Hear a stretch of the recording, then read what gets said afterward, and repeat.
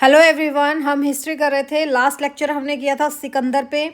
और सिकंदर आपको करना जरूरी है भाई, तभी मौर्य साम्राज्य थोड़ा बहुत उनका लिंक है।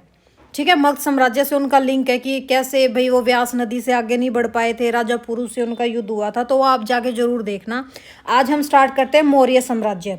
तो देखिए, मौर्य साम्राज्य की नींव किन्होंने रखी थी? मौर्य साम्राज्य की नींव रखी थी चंद्रगुप्त मौर्य ने।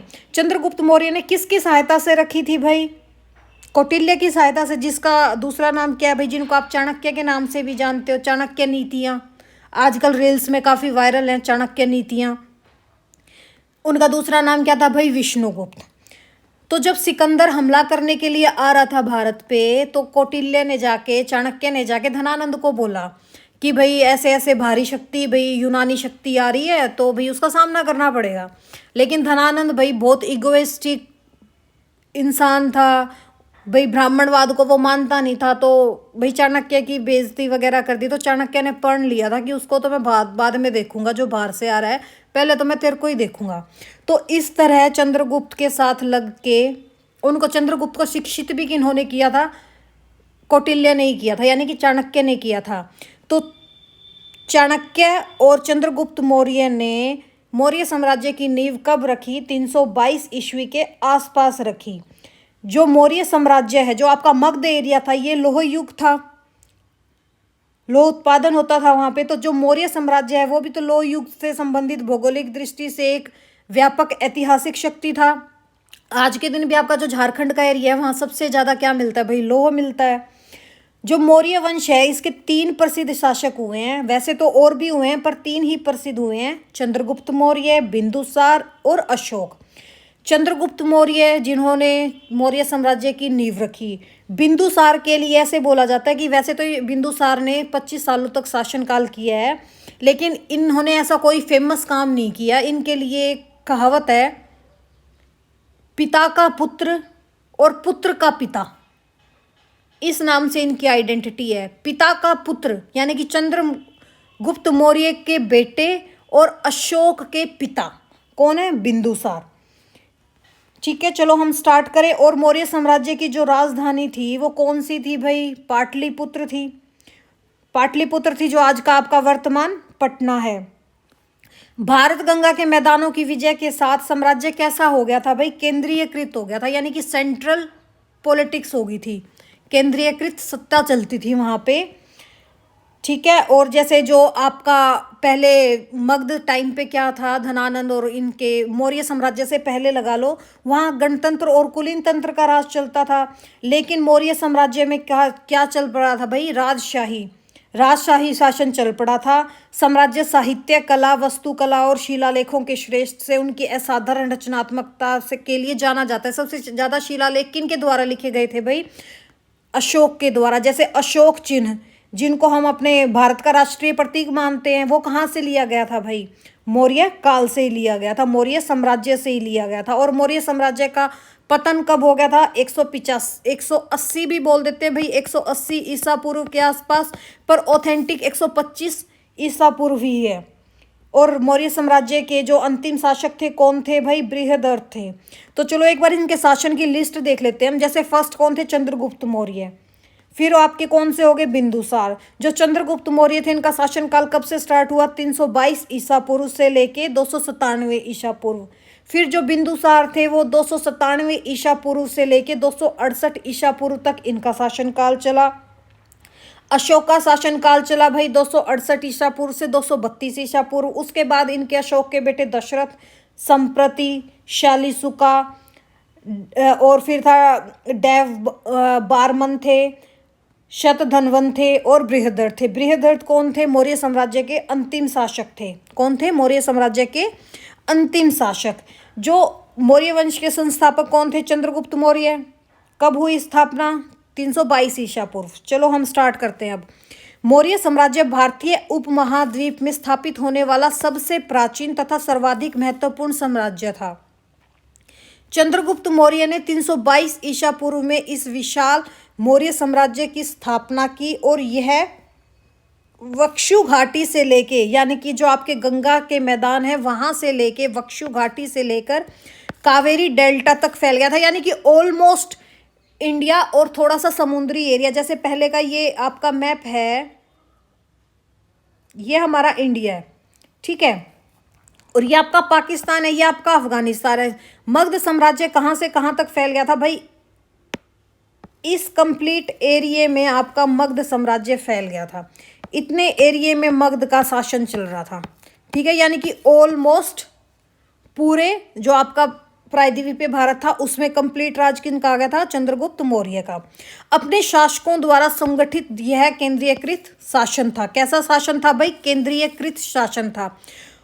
उनके शासन प्रबंध में प्रसिद्ध कूटनीतिज्ञ राजनीतिज्ञ कौन थे? कौटिल्य, जिन्हें हम चाणक्य के नाम से भी जानते हैं, और विष्णुगुप्त भी किनका नाम है?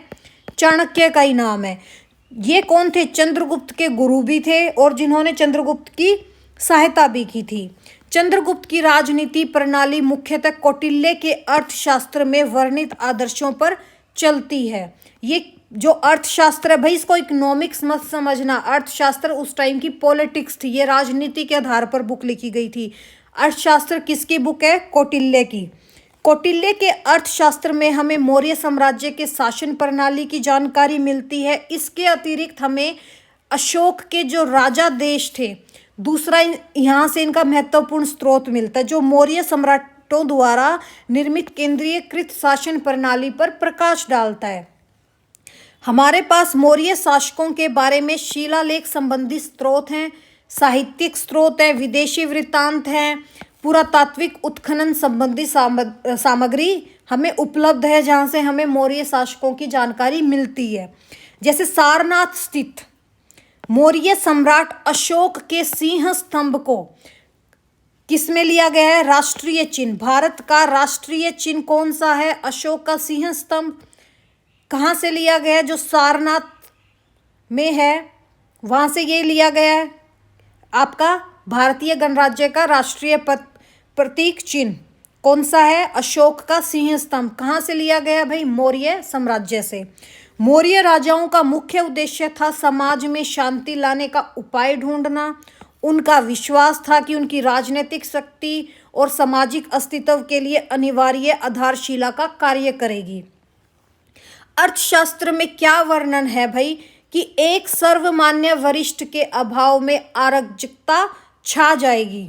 सर्वमान्य वरिष्ठ के अभाव में इसमें सभी सरकारों की आधारशिला के लिए एक निग्रह प्राधिकारी की हिमायत की गई है। यानी कि भाई एक से सरकार नहीं चलती, कुछ चीज़ें बांटनी पड़ती हैं। मौर्य साम्राज्य की 322 ईसा पूर्व में स्थापना के बाद अपने शासन वाले विशाल क्षेत्र में व्यापक शासन प्रणाली विकसित की। मौर्य साम्राज्य राजतंत्रीय तथा केंद्रीयकृत था। कैसा था? राजतंत्रीय तथा केंद्रीयकृत था। और मौर्य साम्राज्य से पहले कैसा था? गणतंत्र था। कैसा था? गणतंत्र था। शासन में सम्राट की सहायता के लिए मंत्री परिषद और अधिकारी वर्ग थे। जो आपकी ये चीज़ है ना कि अर्थशास्त्र में ये चीज़ बोली गई है, यही चीज़ है कि शासन में सम्राट की सहायता के लिए मंत्री परिषद और आधिकारिक वर्ग था। मौर्य साम्राज्य को भारत गंगा के मैदान की विजय द्वारा केंद्रीकृत किया गया था और इसकी राजधानी पाटलिपुत्र, जो आज के दिन आपका बिहार में पटना है, वहाँ स्थित था। चंद्रगुप्त मौर्य ने एक सेना खड़ी की जिसमें चाणक्य ने उसकी सहायता की। अर्थशास्त्री के लेखक थे कौन थे भाई? जो चाणक्य थे, इन्होंने कौन सी बुक लिखी थी? अर्थशास्त्र। इसके लेखक कौन थे? चाणक्य। उन्होंने उसमें ये लिखा है कि इन्होंने नंद साम्राज्य को उखाड़ फेंका था। किसको उखाड़ फेंका था भाई? नंद साम्राज्य को। 322 ईसा पूर्व में चंद्रगुप्त ने सिकंदर महान द्वारा छोड़े गए क्षत्रपों पर विजय प्राप्त करके मध्य और पश्चिम भारत पर अपनी शक्ति का विस्तार और पश्चिम की ओर रुख किया। 317 ईसा पूर्व तक इस साम्राज्य ने उत्तर पश्चिम भारत पर पूरी तरीके से कब्जा कर लिया था। कब तक? 317 ईसा पूर्व तक। मौर्य साम्राज्य में सेल्यूकस निकेटर आए थे ना। सेल्यूकस निकेटर कौन थे? सिकंदर के राजदूत थे। और फिर मेगास्थनीज भी आए थे। मेगास्थनीज किसके राजदूत थे? सेल्यूकस थे। सेल्यूकस के मेगास्थनीज राजदूत थे। और सेल्यूकस निकेटर किसका राजदूत था भाई? सिकंदर का। एक चस और सेल्यूसिड साम्राज्य के संस्थापक को हराया, जो सेल्यूकिड मौर्य युद्ध के दौरान इस प्रकार सिंधु नदी के पश्चिम क्षेत्र को भी प्राप्त हो गया था। फिर यहाँ पे जो सेल्यूकस निकेटर की बेटी थी, उससे हेलेना नाम था शायद उनका, चंद्रगुप्त मौर्य की शादी भी हुई थी यहाँ से। मौर्य वंश ने पाटलिपुत्र से तक्षशिला तक एक ग्रैंड ट्रंक रोड का एक अग्रदूत बनाया। कहाँ से कहाँ तक? पाटलिपुत्र से लेके तक्षशिला तक। तक्षशिला में ही जो थे, सबसे पहले आमली नाम का एक बंदा था, जहाँ सिकंदर को उन्होंने तक्षशिला दिया था, भाई तुम यहाँ पे अपने वो बना लो। कलिंग युद्ध के बाद साम्राज्य ने अशोक के अधीन केंद्रीयकृत शासन की लगभग आधी शताब्दी का अनुभव किया। और कलिंग युद्ध के ही बाद अशोक ने क्या की भाई? धर्म की स्थापना की।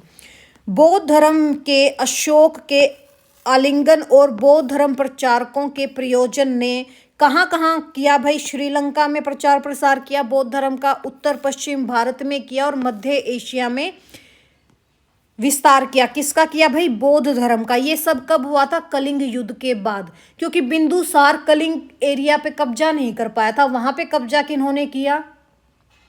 अशोक ने। कलिंग कहाँ पड़ता है भाई? आज के उड़ीसा। मौर्य नाम अशोक के शिलालेख, समकालीन ग्रीक खातों जैसे कि मेगास्थनीज की बुक जो इंडिका है, इनमें इनका कोई भी जिक्र नहीं मिलता। किसका? मौर्य नाम का। अशोक के शिलालेखों में नहीं मिलता, मेगास्थनीज की इंडिका में नहीं मिलता। इंडिका में जो आपका पाटलिपुत्र, इसका बहुत सुंदर व्याख्यान किया गया है कि भाई यहाँ बहुत अच्छी चीज़ है। जैसे आज के दिन हम फॉरेन चले जाएं, हम ये कहें कि वहाँ के रूल रेगुलेशन इतने अच्छे हैं, वहाँ की सड़कें ऐसी साफ़ है, वहाँ की बिल्डिंग साफ़ है, तो ऐसे ही इंडिका में पाटलिपुत्र पटना का बहुत सुंदर व्याख्यान किया गया है। जैसे रुद्र दामन का जूनागढ़ अभिलेख है, जो 150 ईसा पूर्व में लिखा गया था। चंद्रगुप्त और अशोक नामों के लिए मौर्य उपसर्ग करता है। कौन करता है भाई? मौर्य उपसर्ग। मौर्य शब्द कहाँ मिला? रुद्र दामन के जूनागढ़ अभिलेख में, यानी कि जो आपका शिलालेख है। शिलालेख क्या होता है? पत्थर के ऊपर जो लिखा जाता है, जो पत्थर के ऊपर ऐसे छीनिया थोड़े से लिखा जाता था, ये अशोक लिखता था। और अशोक ने ये कहा था कि जिसको पढ़ना है वो पढ़े, जिसको नहीं आता तो उसको बोल के ये सब उनके बारे में सुनाया जाए। पुराण 14वीं जो आपके बिफोर क्राइस्ट था, उससे पहले मौर्य को एक वंशावली के रूप में उपयोग करते हैं। बौद्ध ग्रंथों में कहा गया है कि चंद्रगुप्त शाक्यों के मौर्य कबीले से ताल्लुक रखते थे। यह जनजाति गौतम बुद्ध की थी। बौद्ध ग्रंथों में चंद्रगुप्त मौर्य के बारे में क्या लिखा गया है कि भाई जो ये कौन थे भाई? मौर्य कबीले से ताल्लुक रखते थे और जनजाति गौतम बुद्ध की थी। पर है ना, चंद्रगुप्त मौर्य के बारे में अभी तक ऐसा कोई क्लियर एविडेंस नहीं मिला कि भाई ये कहाँ से थे या क्या चीज़ थी इनके बारे में। ऐसे हमें आज तक इनकी जीवनी के बारे में कोई भी ऐसा स्ट्रॉन्ग एविडेंस नहीं मिला जहाँ से हमें ये पुख्ता ये चीज़ मिले कि हाँ भाई चंद्रगुप्त मौर्य थे, ये इस काल से थे। क्योंकि कुछ जैसे कौटिल्य ने ये भी बताया अर्थशास्त्र में कि इन्होंने इनको खरीदा था, ये दास थे। ठीक है, काफ़ी इनके ऊपर अभी अलग अलग इतिहासकारों के अलग अलग विचार हैं कि भाई ये कहाँ से थे, क्या करते थे। पर ये कहते हैं कि इनको शिक्षा वगैरह किन्होंने दी भाई? आपके चाणक्य ने दी थी। किन्होंने दी थी भाई? चाणक्य ने दी थी।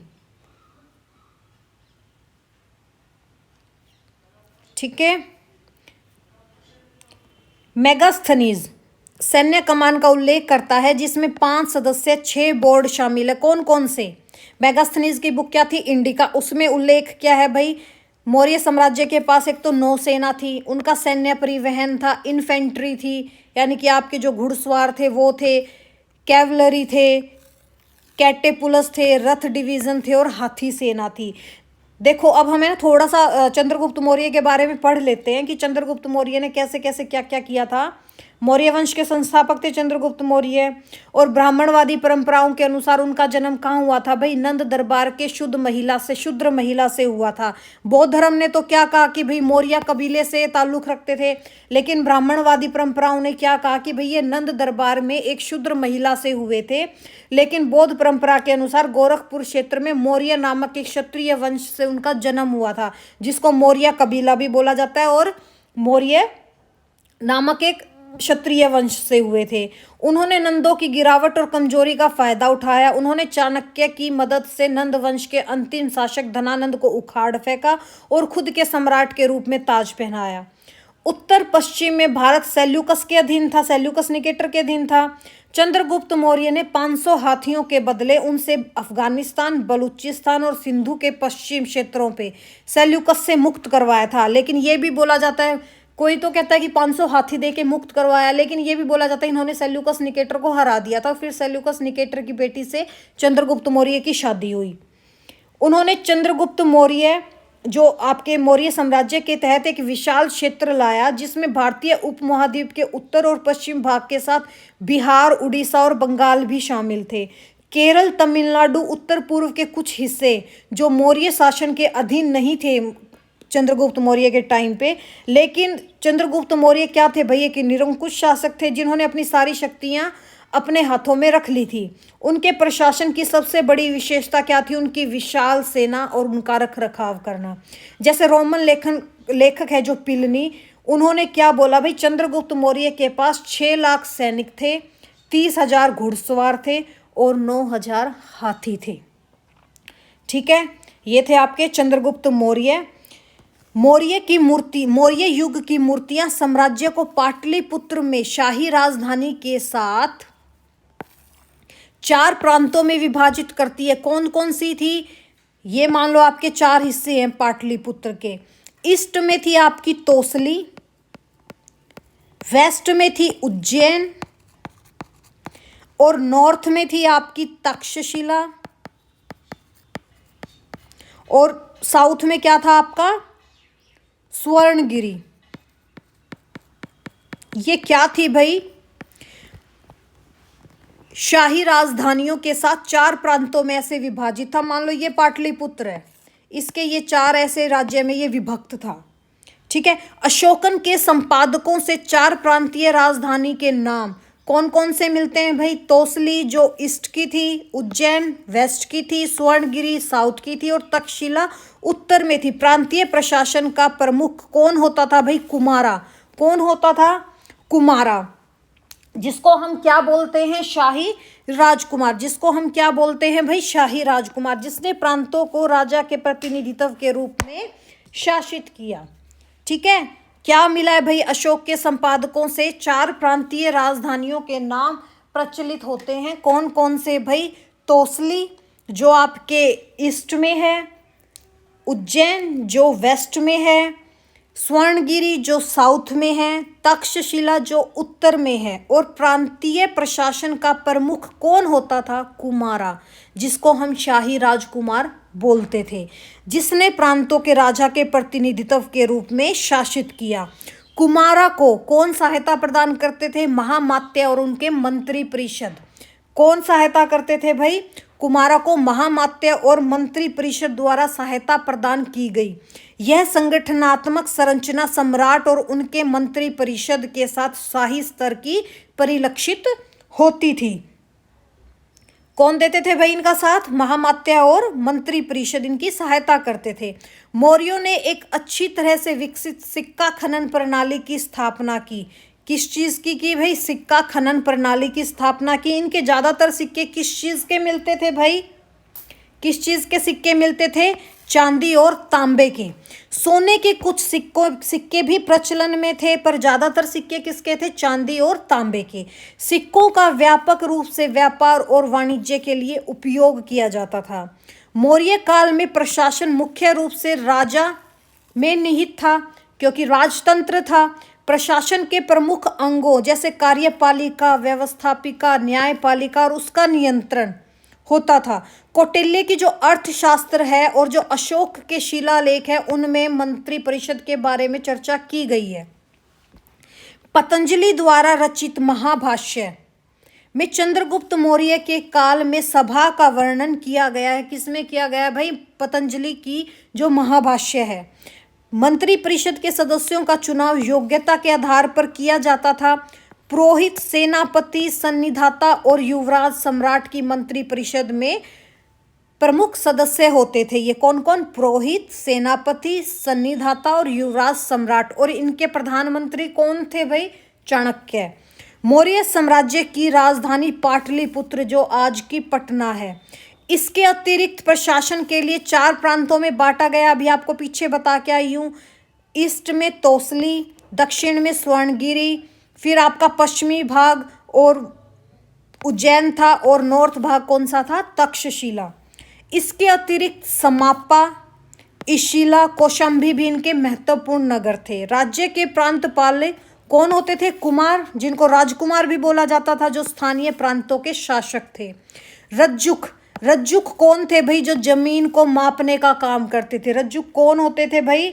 जो जमीन को मापने का काम करते थे। किस चीज को काम करते थे? जमीन को मापने का काम करते थे। प्रशासन की सबसे छोटी इकाई क्या थी भाई? गांव थी, जिसका प्रधान कौन होता था? ग्रामिक। आगे जिलों में बटे होते थे। प्रत्येक जिला गांव के समूह से बटा होता था। जैसे आज के टाइम पे लगा लो आप, जैसे होता है कि भाई एक जिले में ये गांव है। प्रादेशिक जिला प्रशासन का प्रधान होता था। फिर आपके जो सम्राट चंद्रगुप्त मौर्य हैं, मैं इनके बारे में आपको बता चुकी हूँ। ठीक है, पढ़ लेते हैं। चंद्रगुप्त मौर्य सिंध और पंजाब का इकलौता शासक था। पंजाब और सिंध विजय के बाद चंद्रगुप्त तथा चाणक्य ने धनानंद को मारकर मगध पर अपना अधिकार कर लिया था। सम्राट बिंदुसार मौर्य कौन थे भाई? चंद्रगुप्त के बेटे थे और अशोक के पिता थे।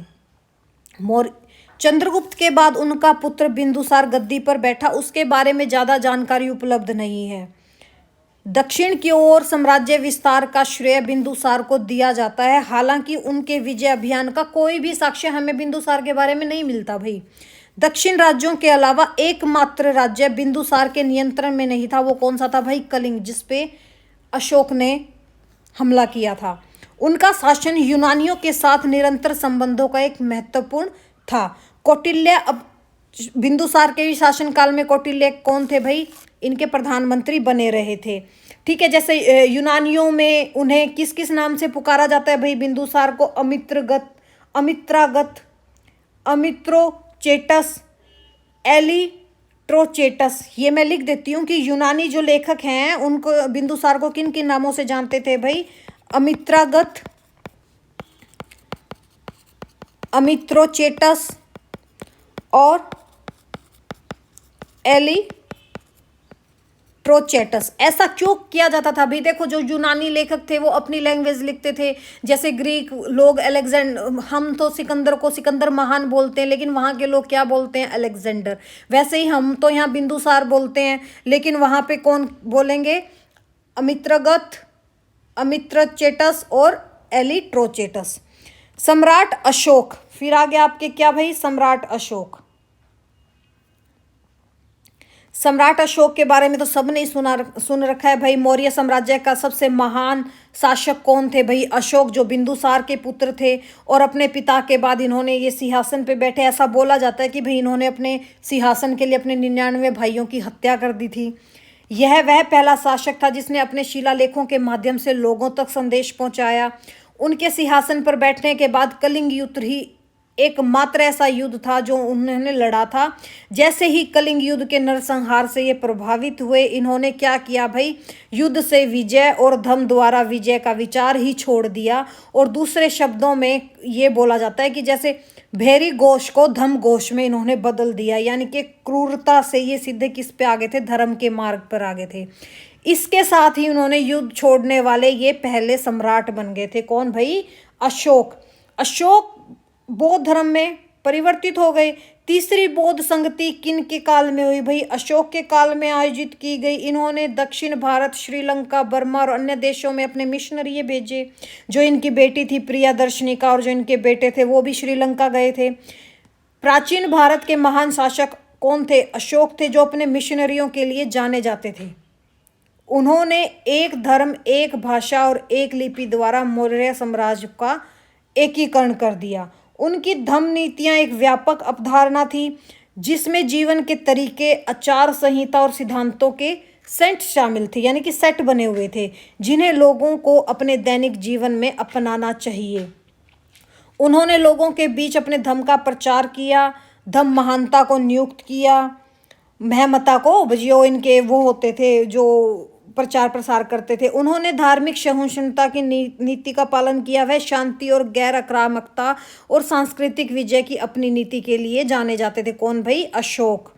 ठीक है। इनका शासनकाल कब से कब तक था? 272 ईसा पूर्व से 236 ईसा पूर्व तक। सम्राट अशोक भारत के ही नहीं बल्कि विश्व के इतिहास के सबसे महान शासकों में से एक हैं। अपने राजकुमार के दिनों में उन्होंने उज्जैन तथा तक्षशिला के विद्रोहों को दबा दिया था, पर कलिंग की लड़ाई उनके जीवन में एक निर्णायक मोड़ लेके आती है। उनका मन युद्ध से, नरसंहार से, गलानी से भर गया था। भाई इतने काफ़ी लोग मारे गए थे, बहुत ज़्यादा सैनिक। उन्होंने बौद्ध धर्म अपना लिया था कलिंग युद्ध के बाद और प्रचार के लिए बहुत कार्य किए। सम्राट अशोक को बौद्ध धर्म में उपगुप्त की किसने दीक्षित किया था? भाई बौद्ध धर्म से उपगुप्त ने। किन्होंने शिक्षा दी थी बौद्ध धर्म की? इनको उपगुप्त ने। उनको कौन कौन सी उपाधि मिली गई है? भाई प्रियदर्शी और देवना प्रिय। ये क्वेश्चन एग्जाम में आते हैं कि भाई अशोक को किस अन्य नाम से जाना जाता है? प्रियदर्शी और देवना प्रिय।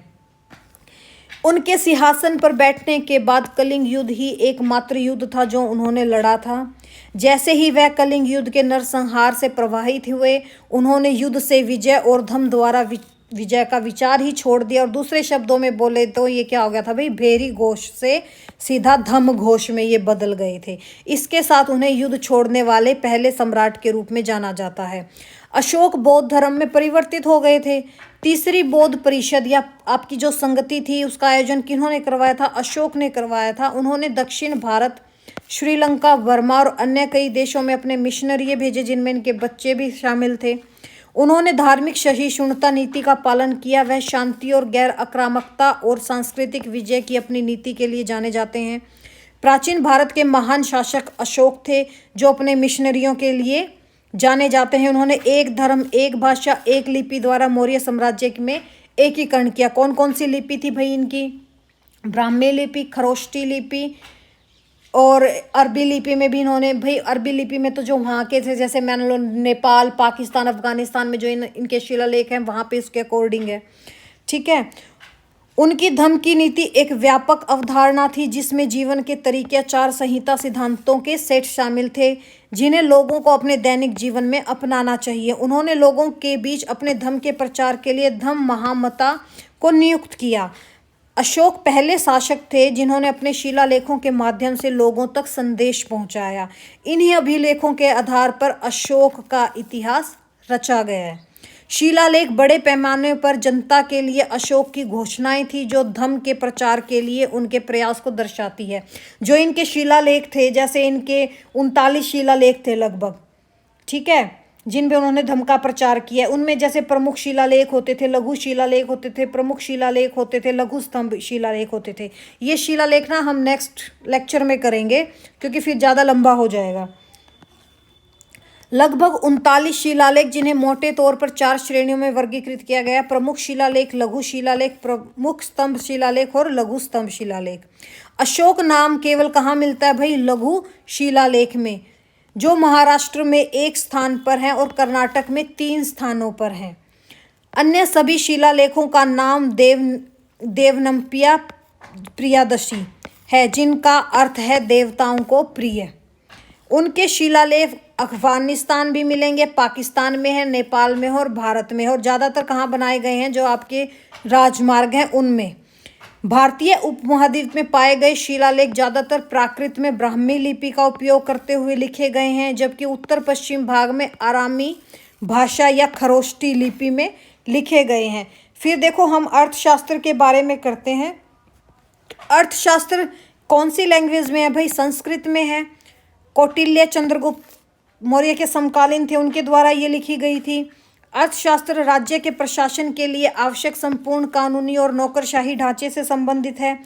मौर्य शासन की कुछ सदियों के बाद इसे संकलित किया गया था और फिर भी इस पुस्तक के बारे में मौर्य प्रशासन की प्रमाणिक जानकारी है। यह मौर्य साम्राज्य का सबसे महत्वपूर्ण स्रोत है। इस बुक में 15 पुस्तकें हैं और 180 अध्याय हैं। वे 3 व्यापक प्रभारों में विभक्त है। कौन कौन से में विभक्त हैं भाई? Part 1, part 2, part 3। जैसे पार्ट 1 में बोला गया है किंग एंड हिज काउंसलिंग, यानी कि राजा और उसकी जो सभ्य क्या बोलते हैं हिंदी में भाई काउंसिल को?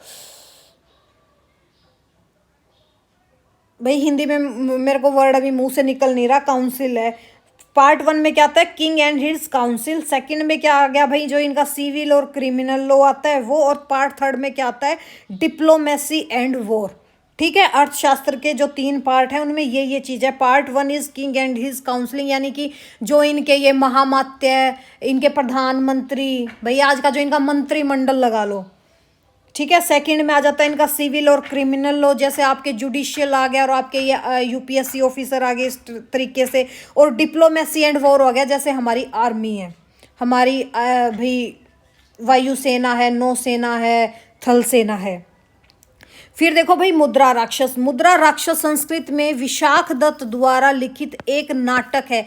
ये इस नाटक में कोई भी फीमेल कैरेक्टर नहीं है, सारे मेल कैरेक्टर हैं। यद्यपि यह कार्य गुप्त युग का है। कौन सा? ये नाटक कब का है भाई? गुप्त काल का, जो मौर्यों के बाद आया था। यह मौर्यों के अधीन सामाजिक और आर्थिक स्थितियों की एक छवि देता है। इसमें कौटिल्य के मार्गदर्शक में नंदों पर चंद्रगुप्त मौर्य की जीत का विस्तार किया गया है। फिर आपकी कौन सी बुक आ गई भाई? इंडिका। इंडिका किसके द्वारा लिखी गई थी? जो आपके यूनानी कह लो या ग्रीक के कह लो जो राजदूत थे, मेगास्थनीज, जो सेल्यूकस निकेटर के भेजे गए थे, उन्होंने कौन सी बुक लिखी भाई? इंडिका, जिसे सेलेकस ने चंद्रगुप्त मौर्य के दरबार में भेजा था। उन्होंने राजधानी शहर जो पाटलिपुत्र है और मौर्य साम्राज्य के प्रशासन का भी लेखा जोखा, यानी कि बहुत सुंदर वर्णन किया गया इनका। उनकी रचनाएं पूर्ण रूप से उपलब्ध नहीं थी। उनके कार्यों पर ना अभी भी काम चल रहा है, लेकिन जैसे इतिहासकारों को कुछ चीज़ें मिली है तो उस पर उसका नाम रख दिया इंडिका। उनके कार्यों के अंश ग्रीक लेखकों द्वारा एकत्रित और संकलित किए गए थे। यह संकलन किस नाम से प्रकाशित हुआ भाई? इंडिका नाम से प्रकाशित हुआ। अशोक ने धार्मिक सहिष्णुता की नीति अपनाई थी। वह जानवरों और पक्षियों की हत्या के खिलाफ थे और महिलाओं द्वारा किए गए अंधविश्वासों और अनुष्ठानों पर भी प्रतिबंध लगाते थे। अशोक के इस बलिदान विरोधी रवैये से ब्राह्मणवादी समाज को नुकसान हुआ, जो कुर्बानी के नाम पर, जैसे ये नहीं कहते थे बलि देते थे, वो इनका हो गया था, क्योंकि अशोक ने किसका प्रचार प्रसार कर लिया था? बौद्ध शिक्षा ग्रहण कर ली थी, बौद्ध धर्म को अपना लिया था। और बौद्ध धर्म तो भाई पहले ही ब्राह्मणवाद के खिलाफ था। ठीक है, जो पेशकशों से अपना गुजारा भत्ता करते थे भाई। इसमें ब्राह्मणों को अशोक के विरुद्ध कर दिया और उनके प्रति घृणा उत्पन्न कर दी थी। मौर्य साम्राज्य के दौरान कौन कौन सी राजधानी थी भाई? जो इनकी मध्य प्रदेश भाई प्राचीन थी, पाटलिपुत्र। उत्तरापथ की कौन सी थी? तक्षशिला, जो आपकी नॉर्थ साइड की थी। साउथ की कौन सी थी? स्वर्णगिरी। अवंती राष्ट्र, उज्जैनी, जो आपका कौन सा एरिया था भाई? ये वेस्ट एरिया। और जो कलिंग था ये कौन सा था भाई? आपका ईस्ट एरिया, यानी कि तौसली। मौर्य साम्राज्य के पतन के क्या कारण थे भाई? अयोग्य और निर्बल उत्तराधिकारी हो गए इनके।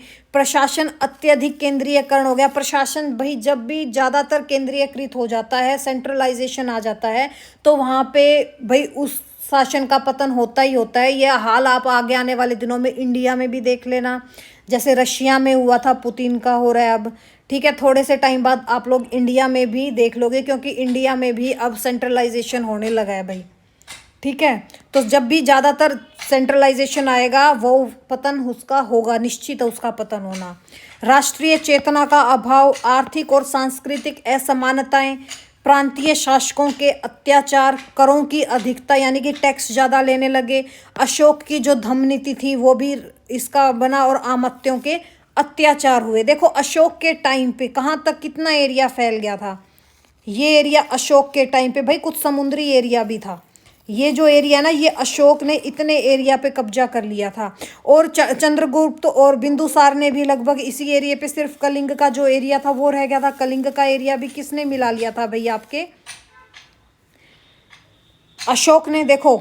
और जो ये एरिया थे ये थोड़े थोड़े बच गए थे भाई, ठीक है। जैसे कंधार हो गया, तक्षशिला हो गया, आपका मथुरा हो गया,